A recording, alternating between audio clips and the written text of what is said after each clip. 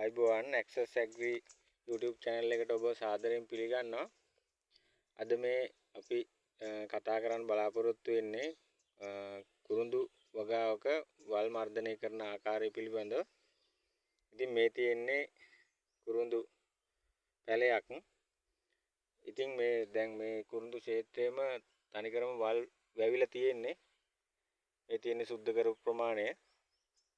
ඉතින් අපි බලමු කොහොමද කුරුඳු පැලයක් නිවැරදිව සුද්ධ කරගන්න කියලා. දැන් මේ විදිහට අපි පැලේ වටේට තියෙන වල් ටික උදැල්ලකින් සුද්ධ කරගන්න ඕන. මේකට කුරුඳු ඉඩම් වලට වල් බෙහෙත් ගහන්නේ නැහැ. මොකද කුරුඳු පැල වලට හානි වෙනවා. මෙන්න මේ විදිහට උදැල්ලකින් පරිස්සමෙන් සුද්ධ කරගන්න ඕන.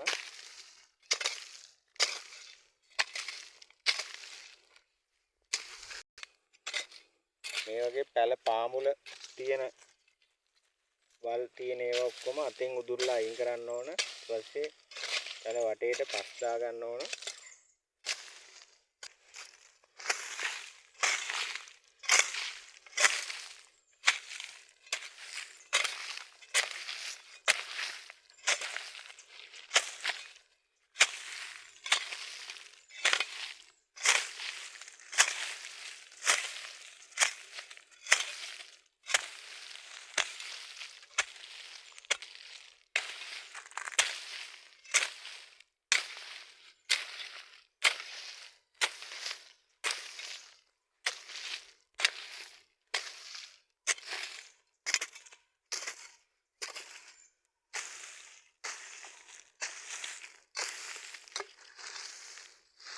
එකතු වෙන රොඩු ටික මේ වගේ වැටියක් විදිහට අපි දාගන්නවා කුරුඳු පැල දෙකක් අතරට.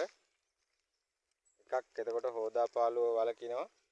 මේ විදිහට හෝදාපාලුව වලකිනවා. මේ වගේ අතෙන් උදුරලා අයින් කරන්න ඕන කුරුඳු පැල ආසන්නයේ තියෙන වල් පැල ටික උදැල්ලෙන් කරන්න ගියොත් එහෙම හානි වෙනවා. ඊට පස්සේ මේ විදිහට වටේට පස් ටික දාගන්න ඕන. මේවට තාම පෝර යොදලා නැහැ. මාස 3ක් විතර වගේ තමයි වයස වෙන්නේ. මේ විදිහට පස් ටික දා ගන්න ඕන.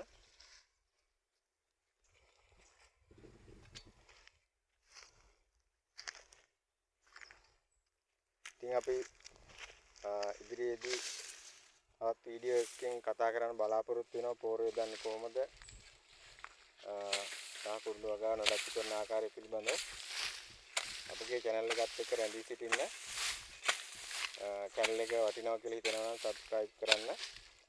එතකොට ඔබට bell icon එක click කරොත් ඔබට නව වීඩියෝ එකක් අප්ලෝඩ් කරපු ගමන් බලා ගන්නත් පුළුවන්.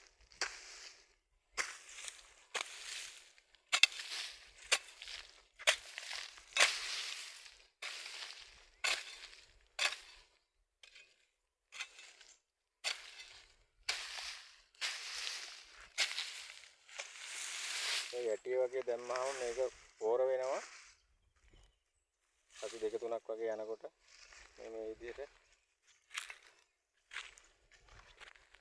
මැරෙනවා. ඉතින් ඒ ටික පසුත් එක්කම අපිට පෝර විදිහට යොදා ගන්නත් පුළුවන්. ඒක පසට එකතු වෙනවා. අනිත් එක හෝදාපාලුව වලකිනවා. ඒ විදිහට වැටි වගේ දාගත්තාම නඩත්තු කරගන්නත් ලේසියි.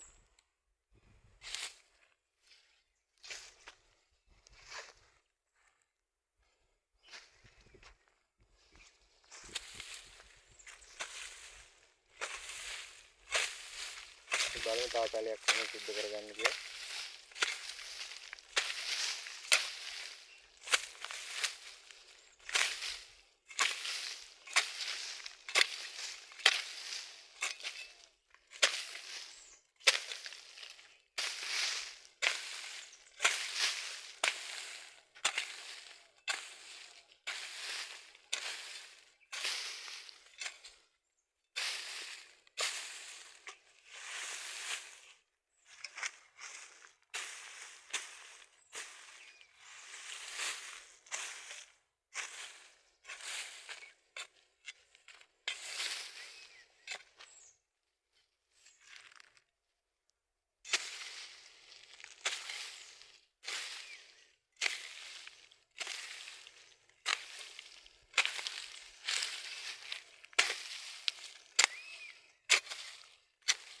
පොඩ්ඩක් කැලේ ඇවිල්ලා තියෙන්නේ ඒ නිසා තමයි ටිකක් සුද්ධ කරගන්න අමාරු.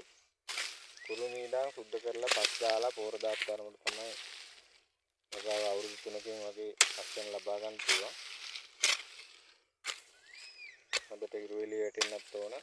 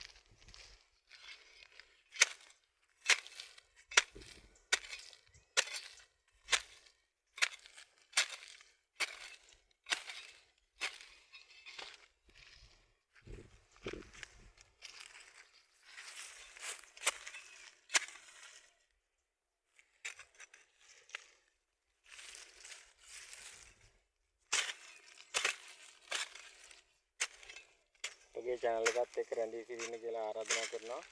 ඒකට ඔබට මේ වගේ වටිනා වීඩියෝ ඉදිරියේදී නරඹන්න පුළුවන්. එහෙනම් ආයුබෝවන්.